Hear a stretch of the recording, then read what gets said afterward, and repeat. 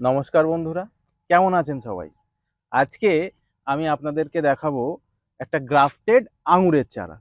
এগুলো আমাদের কাছে ইম্পোর্ট হয়ে এসছে, সবে সবে এসছে বলে কিছু কিছু পাতা দেখতে পাচ্ছেন একটু শুকনো শুকনো আছে।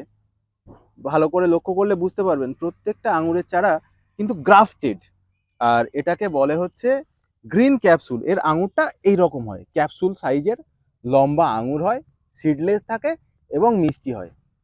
এখানে কিন্তু অনেক আঙুর আমাদের এখানে পাওয়া যায়, অনেকের অভিযোগ হয় যে আঙুর মিষ্টি লাগে না, কিন্তু এগুলো গ্যারান্টি মিষ্টি, সিডলেস, গ্রাফটেড আঙুর চারা। যদি আপনাদের এরকম আঙুরের চারার প্রয়োজন হয় তাহলে আমাদের স্ক্রিনে দেওয়া নার্সারির নাম্বারেও যোগাযোগ করতে পারেন, আমাদের ওয়েবসাইট ভিজিট করতে পারেন।